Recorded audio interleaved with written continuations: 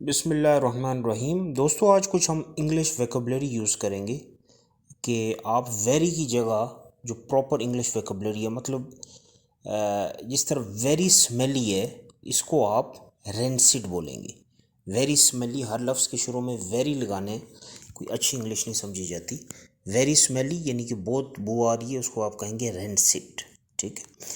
Very beautiful, again very लफ्ज़ बार इस्तेमाल हो रहे हैं, तो इसको आप वेरी ब्यूटीफुल की जगह कहेंगे मैग्निफिसेंट।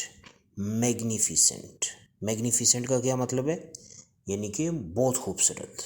ठीक है। अच्छा, वेरी टेस्टी की जगह आप इसको यूज़ कर सकते हैं डिलेक्टेबल। डिलेक्टेबल। ठीक है। अच्छा जी, नेक्स्ट है, आप वेरी एंग्री की जगह, वेरी एंग्री की जगह आप यूज़ कर सकते हैं फ्यूरियस। FURIOUS। फ्यूरियस का क्या मतलब है? यानी कि बहुत गुस्से में, वेरी एंग्री। ठीक है। अच्छा, वेरी काम की जगह आप यूज़ कर सकते हैं सेरीन। वेरी काम यानी पीस में तो आप यूज़ कर सकते हैं सेरीन। ठीक है। वेरी बिग, बहुत बड़ा, इसकी जगह आप यूज़ कर सकते हैं इनॉर्मस। इनॉर्मस। ठीक है।